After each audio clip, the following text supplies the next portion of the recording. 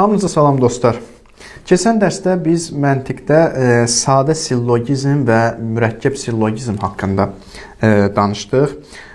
Bugün isə orta terminli sillogizmin 4 fiquru haqqında danışacağıq. Təbii ki, hər bir fiqurun misallarını yavaş-yavaş gələcək dərsdə qeyd edəcəyik. Hələ ki 4 dənə fiqur nədən ibarətdir, bunu ümumi olaraq deyəcəyik.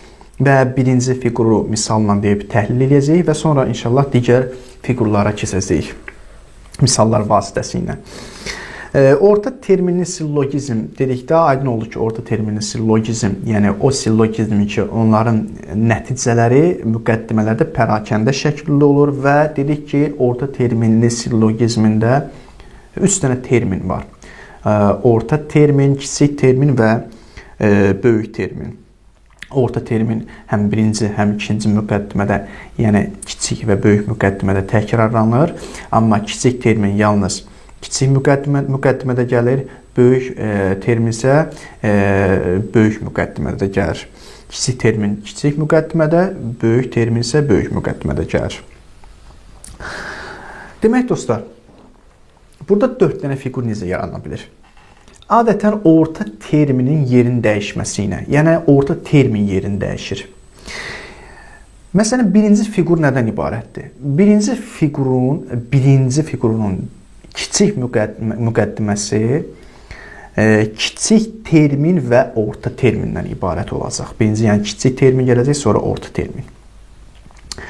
Amma böyük müqəddiməsi isə orta termin gələcək və böyük termin gələcək və bunlarla da nəticə əldə olunacaq. Lakin ikinci fiqurda isə ikinci fiqurun kiçik müqəddiməsində yenə həmin kimi kiçik termin gələcək, orta termin gələcək, ancaq böyük müqəddiməsində böyük termin, orta termin gələcək. Nəinki birinci orta termin, sonra böyük termin gələcək. Yəni birinci fiqurdan fərqlidir. Üçüncü fiqurda isə kiçik müqəddimədə orta termin gələcək, kiçik termin gələcək, böyük müqəddimədə isə orta termin gələcək, böyük termin gələcək. Dördüncü fiqurda isə kiçik müqəddimədə orta termin gələcək, kiçik termin gələcək, böyük müqəddimədə isə böyük termin, orta termin gələcək. Yəni burada adətən orta termin yerini dəyişəcək. Məsələn, birinci fiqurda nə oldu? Olduğu kimi qalır. İkinci fiqurda nə olur? İkinci fiqurda gəlir, böyük müqəddimədə orta termindən böyük termin yerini dəyişir. Və yaxud da məsələn, üçüncü fiqurda kiçik müqəddimədə orta termindən kiçik termin yerini dəyişir. Və digərində, həmçində hər ikisində dəyişir. Həm kiçik termində, həm böyük termində. Yəni, bunlar orta terminin yerinin dəyişməsi ilə ola bilər. Misalla, məsələn, deyim, aydın olsun. Məsələn, su mayədir və hər mayə cisimdir. Su, mayə, birinci müqəddimədə bu gəlir və hər mayə cisim, yəni mayə cisim gəlir. Məsələn, burada orta termin nədir? Orta termin təbii ki, burada mayədir. Hər ikisində, hər müqəddimələr təkrar olunur. Məsələn, mayə gəlib suyun yerinə otura bilir. Olacaq, məsələn, mayə sudur, məsələn. Və yaxud da hər mayə cisimdir, məsələn, gəlib mayə cisim yerinə oturur, hər cisim mayədir. Təbii ki, bu misalda tam oturmur, mən sadəcə olaraq yerin dəyişməsi səbəbilə onu qeyd edirəm. Gəlir, belə yerin dəyişir. Yer dəyişkənlik olanda həm kiçik termində dəyişir, həm orta termində. Bir dəfə gəlir, məsələn, bir dəfə gəlir kiçik müqəddimədə orta termin yerini dəyişir. Bir dəfə gəlir, böyük müqəddimədə orta termin yerini dəyişir. Bir dəfə məsələn hər ikisində dəyişir və belə gəlir hamısı ümumilikdə eləyir 4 dənə fiqur yaranır burada. Bəli, burada 4 dənə fiqur yaranır. Mən dedim istəmirəm geniş təhlil edeyim. Bu fiqurların da hər biri digərindən daha aydındır. Daha tez əqli nəticə əldə eləmək olur və daha çox insanlara əqli nəticəni çatdıra bilirik. O da birinci fiqur, ikinci fiqurdan, üçüncü fiqurdan və dördüncü fiqurdan daha aydındır. Həmçinin ikinci fiqur üçüncüdən, dördüncüdən daha aydındır. Üçüncü də dördüncüdən daha aydındır. Yəni, hansı birinci, ən birinci başda olan fiqur daha aydındır. Ondan sonra aşağıdakı aydınlığı biraz aradan gedir. Dördüncüsü, məsələn, tam aydın olmayandır. Aydın olmaqda nə mənada? Yəni bu formada əgər bu fiqurda müqəddimələr qurub əqli nəticə əldə etmək tez olacaq və rahat olacaq. Amma sən gətirib 4-cü fiqurla müqəddimələr qurub əqli nəticə əldə etsən, əqli nəticə əldə edə biləcəksən, biraz çətinlik çəkəcəksən, düşünəcəksən.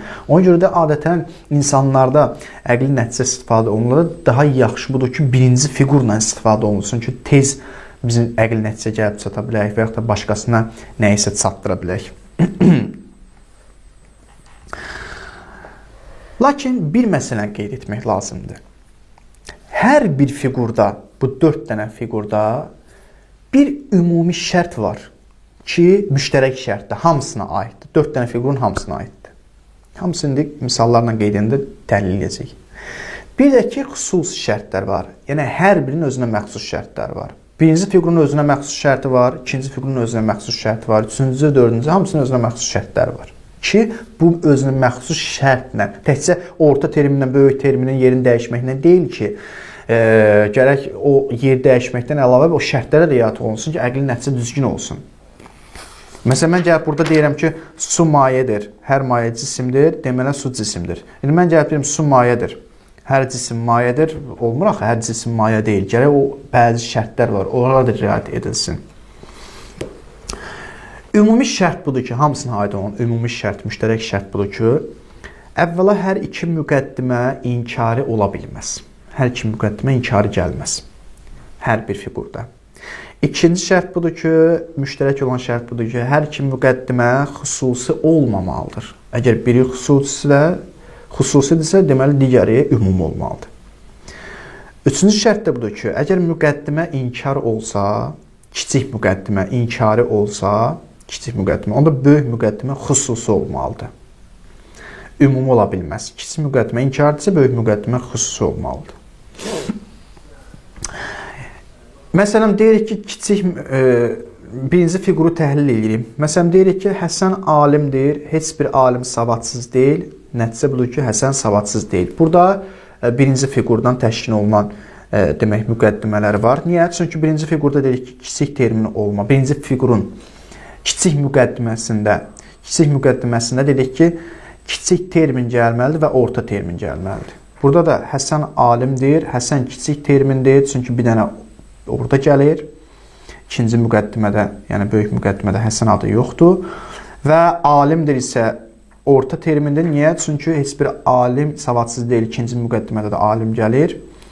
Həmçində böyük müqəddiməyə baxsaq, heç bir alim savadsız deyil. O da olur orta termin, böyük termin. Yəni birinci orta termin gəlir, sonra böyük termin gəlir. Çünki alim burada orta termindir. Savadsız isə böyük termin olur. Çünki birinci müqəddimədə təkrarlanmır, ikinci, yəni böyük müqəddimədə təkrarlanır. Kiçik termin əgər kiçik müqəddimədə təkrarlansa, olacaq kiçik.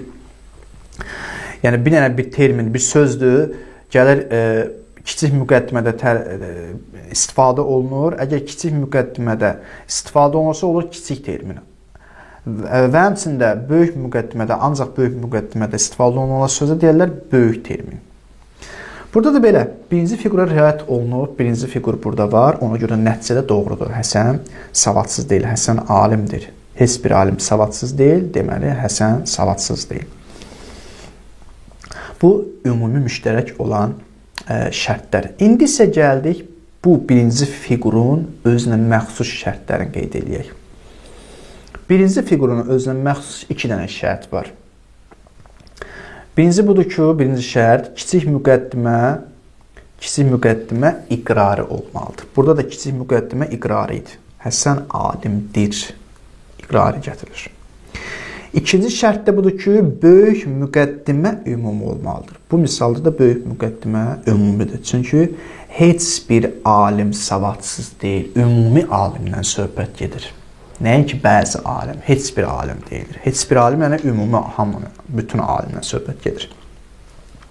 Ona görə Həsən alimdir, heç bir alim savadsız deyil. Nəticə budur ki, Həsən savadsız deyil. Nəticə də doğru olacaq. Çünki həm müştərək olan şərtlər riayət olunub, hər fiqurda müştərək olan şərtlər, həm də birinci fiqurun özünə məxsus olan 2 dənə şərt var ki, ona da riayət olunub. Ancaq biz bu 2 şərtə riayət etməsək, nəticələr doğru olmayacaq. Birinci fiqurun özünə məxsus şərtlərinə riayət edilməzsə doğru olmayacaq. Məsələn, tutaq ki, deyirik ki, Tutaq ki, birinci şərtə riayət etmirik. Birinci şərt bu idi ki, kiçik müqəddimə iqrarı olsun. Deyirik, Həsən at deyil. Bu, kiçik müqəddimədir və biz bunu inkarı gətirdik. Halbuki iqrarı olmalıdır. Və hər bir at canlıdır. Nəticə budur ki, deməli, Həsən canlı deyil. Nəticə səhvdir. Niyə? Çünki sən kiçik müqəddiməni inkarı gətirdin, iqrarı gətirməliydin. Təbii, indi bunu qeyd edeyim, oxuyum, ikinci şərtdə oxuyum. Bir məsələ var, onu qeyd edəcəm ki, çaşmayaq orada. Və həmçində ikinci şərtə riayət edilməzsə yenə də problem yaranacaq. İkinci şərt də bu idi ki, böyük müqəddimə ümumi olmalıdır. Məsələn, deyirik ki, insan canlıdır və bəzi canlılar atdır. Nəticə olacaq, deməli, insan atdır. Səhvdir. Niyə? Çünki bəzi canlılar gətirmirsən. İnsan at deyil axı. Sən bəzi canlılar gətirmirsən. Böyük müqəddimə ümumi olmalıydı. Ona görə xüsusi gətirdin deyə burada nəticə səhv olur. Sözüm nədən ibarət dostlar? Dostlar, diqqət edin ha. Biz ki, deyirik ki, kiçik müqəddimə iqrarı olmalıdır, böyük müqəddimə ümumi olmalıdır. Siz məsələn, biri deyə bilər ki, yaxşı, Həsən at deyil, səhvdir bu. Niyə? Çünki burada biz gətirib iqrar etməliyik. Onda belə olacaq ki, Həsən atdır gətirməliyik. Və yaxud da insan canlıdır və bəzi canlılar atdır. Səhvdir, bəzi canlılar atdır gətirir, ümumi gətirməliyik. Onda biz qeyd etməliyik ki, bütün canlılar atdır. Axı səhvdir bunun özü də. Bu necə olaraq sən gəldiysən şərtlər riayət edilmədiyinə görə nəticə səhv olunur. Diqqət edək ki, dostlar, məqsəd burada düzdür. Öz yerində bu şərtlərə riayət olunmalıdır. Kiçik müqəddimə iqrarı olmalıdır, böyük müqəddimə ümumi olmalıdır birinci fiqurda. Bu heç bunun yer qaçılmazdır. Buna riayət edilməlidir. Amma buna riayət edilməkdən əlavə maddəsinə də fikir verilməlidir. Yəni, bu mənada deyil, Həsən at deyil, mən gəlib onda onu Həsən atdır eləsəm düzgün nəticə verəcək. Xeyr, bu mənada deyil. Yəni, sadəcə olaraq maddəsini də dəyişəndə elə bir şey gətirməlisən ki, ümumi olaraq aid ola bilsin. Məsələn, insan canlıdır kimi ola bilsin ki, insan canlı deyəndə insanın canlılığı, yəni bütün insan canlıdır, ona aid ola bilsin. Nəinki Həsən atdır kimi aid ola bilsin. Və təbii ki, həmçində bir məsələ də bundan ibarətdir ki, Həsən at deyil deyəndə bu xüsusidir. Amma məsələn, mən insan canlı deyəndə ümumi gətirirəm. Bir ümumi şeyə, ümumi və xüsusilikdən buradan seçilir. Həsən at deyil deyəndə Həsən atdır, bu xüsusiyə aiddir. Ümumi gətirmədim mən, amma insan ümumidir. Digər bir məsələ, xüsusi də gətirsək ki, elə bir xüsusi gətirmək ki, ona aid ola bilsin. Məsələn, tutaq ki, deyirik ki, fərz edək, kitab ağdır, xüsusidir, bəli, onda oturur. Elə bir şey gətirməlisən ki, maddəsi də uyğunlaşsın. Yəni, burada belə deyək, predikasiya düzgün hesab olunsun. Həsən atdır. Atı biz Həsənə predikasiya edə bilmərik, nisbət verə bilmərik. Elə bir şey nisbət verməlisən ki, buna uyğunlaşa bilsin. Kitab ağdır kimi bir şeye uyğunlaşmalıdır. Yəni, bir növ belə deyək, maddəsi də düzgün bir şey olmalıdır. Və həmçində bəzi canlılar atdır məsələsində, onda bütün canlılar atdır deyək. Xeyr, bayaq dediyim misal kimi, bütün insan canlıdır kimi bir misal gətirməliyik ki, məsələn, canlılara insana predikasiya etmək olur. Amma məsələn, bütün canlılar atdır. Atı bütün canlıya predikasiya etmək olmur. Bəzi canlılara məsələn predikasiya etməliyik. Yəni, burada sözlərin özünə də fikir verməlidir, predikasiyaya da fikir verməlidir, maddəsinə də fikir verməlidir. Əgər maddəsinə fikir verilsə, predikasiyaya fikir verilsə, bəli, onda mütləq olaraq bu iki dənə şərt gerçəkləşməlidir. Yəni, bir kiçik müqəddimə iqrarı olmalıdır, böyük müqəddimə isə ümumi olmalıdır. Bu, birinci fiqurun şərtləri və təhlili idi ki, dedik, ümumi bir şərtlər var və həmçində dedik ki, xüsusi bir şərtlər var ki, bunları qeyd etdik.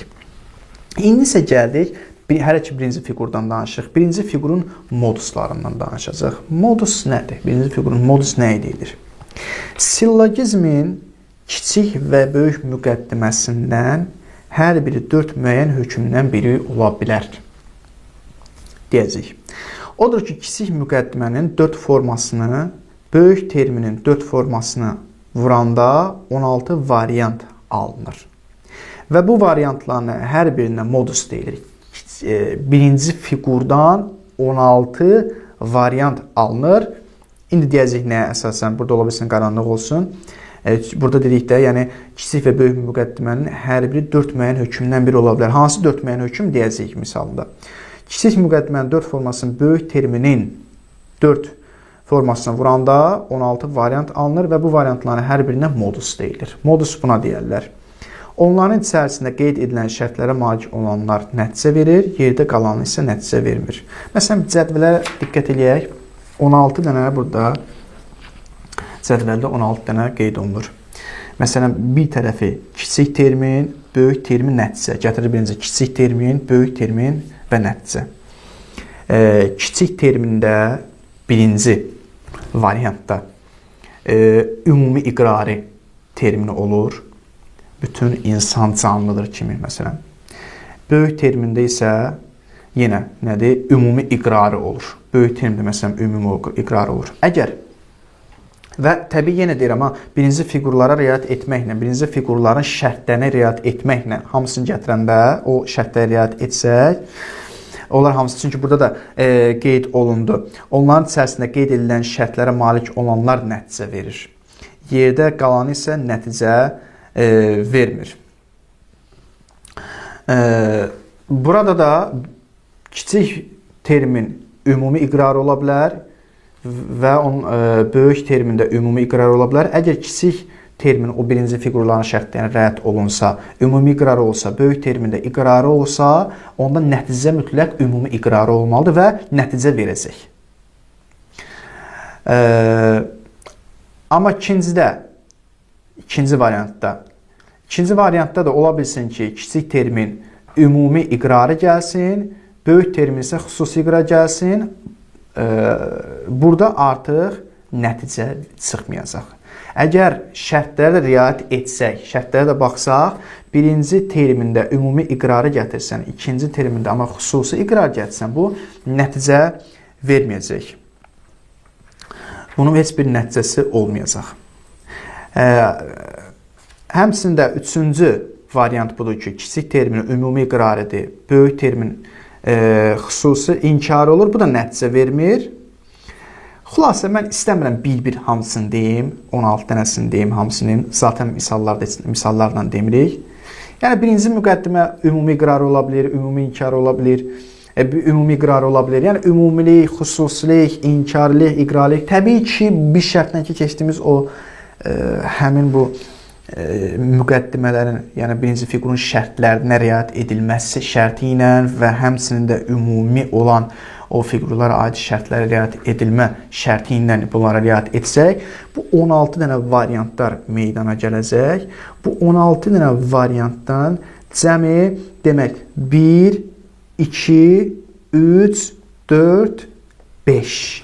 5 dənəsi. Cədvəldə gördüyümüz kimi birinci fiqurda nəticə verən 4 modusdan hər biri 4 müəyyən hökmün, üzr istəyirəm, 5 dənə deyirəm, 4 daha doğrusu. 4 modusdan hər biri 4 müəyyən hökmündən biri şəklində. Yəni 4 dənəsi nəticə verəcək. Ümumi iqrari nəticə olacaq ümumi iqrari. Ümumi iqrari, ümumi inkari nəticə olacaq ümumi inkari. Xüsusi iqrari, ümumi iqrari nəticə olacaq xüsusi iqrari və xüsusi iqrari, ümumi inkari nəticə olacaq xüsusi inkari. Bu 4 dənə olacaq və 4 dənəsi ancaq nəticə çıxardacaq. İndi misallar deyirik bunlara. Cədvəldə gördüyümüz kimi birinci fiqurda, ki birinci fiqurun şərtdən dedik, nəticə verən 4 modusdan hər biri 4 müəyyən hökmdən biri şəklindədir. Məsələn, bunları təhlil edirik. Hansı idi birinci? Ümumi iqrari, kiçik termin ümumi iqrarı olsa, böyük termin ümumi iqrarı olsa, onda ümumi iqrari nəticə verəcək. Məsələn, hər bir maddənin həcmi vardır. Həcmə malik olan hər bir şey fəzada müəyyən yer tutur. Nəticə, hər bir maddə fəzada müəyyən yer tutur. Diqqət edin, ümumi iqrari və ümumi iqrari gəldi burada. Hər bir maddənin həcmi vardır. Ümumi iqraridir? Bəli, ümumi iqraridir. Sonra, ikinci, həcmə malik olan hər bir şey fəzada müəyyən yer tutur. Ümumi iqraridir bu? Bəli, ümumi iqraridir. Nəticədə ümumi iqrari verəcək və düzgün nəticə verir. Hər bir maddə fəzada müəyyən yer tutur. Yəni burada kiçik termin, böyük termin gəlib ümumi iqrari ola bilər. Əgər hər ikisi həm kiçik termin, həm böyük termin ümumi iqrari olsa, onda nəticə verəcək. Burada hər bir maddənin həcmi vardır. Məlum məsələdir ki, burada kiçik termin maddədir. Və böyük termin isə təbii ki, həcmə malik olan hər bir şey fəzada müəyyən yer tutur. Burada artıq böyük termin fəzada, yəni fəzadır. Fəzada müəyyən yer tutmasıdır. Və ona görə də hər ikisi ümumi olduğuna görə, həm kiçik termin, həm böyük termin ümumi iqrari olduğuna görə nəticədə ümumi iqrar olacaq. Hər bir maddə fəzada müəyyən yer tutur. İkinci isə, ikinci doğru olan, dedik nə idi? Ümumi iqrari, ümumi inkari olmalıdır. Əgər belə olsa, nəticə ümumi inkar olacaq. Məsələn, hər bir şair insandır. Ümumi iqraridir? Bəli, ümumi iqraridir. Kiçik termin burada, məsələn, ümumi iqraridir. Hər bir şair söhbət gedir və iqraridir. İkinci müqəddimə, ümumi inkaridir. Heç bir insan ağac deyil. Ümumidir termin olaraq, bəli, burada demək, ağac termini, yəni böyük termini və ümumidir və inkari də həmçinin. Çünki dedik ki, ümumi inkar olmalıdır. Əgər ümumi iqrari və ümumi inkar olsa, nəticə olaraq ümumi inkar olacaq. Demək, hər bir şair insandır. Heç bir insan ağac deyil, nəticə olacaq, heç bir şair ağac deyil. Üçüncü doğru olan isə dedik ki, xüsusi iqrari olmalıdır. Ümumi iqrari, nəticə əgər xüsusi iqrari olsa, kiçik termin və böyük termin ümumi iqrari olsa, nəticə olacaq xüsusi iqrari. Məsələn, bəzi insanlar filosofdular. Burada insan kiçik terminidir və xüsusidir, çünki bəzi gəlib. Hər bir filosofun hədəf vardır. Burada hər bir filosofun hədəf vardır. Hədəf burada artıq nə olur? Burada hədəf ümumi artıq işarə olunur və iqrari də həmçinin. Nəticə də bu olacaq ki, bəzi insanların hədəf vardır. Deməli, bu da nəticə düzgün olacaq. İkincisi, dördüncü doğru olana gərək xüsusi iqrari, ümumi inkari. Yəni, kiçik terminin xüsusi iqrarı olsa, böyük terminin ümumi inkarı olsa, nəticə onda xüsusi inkar olacaq. Bəzi canlılar atdır.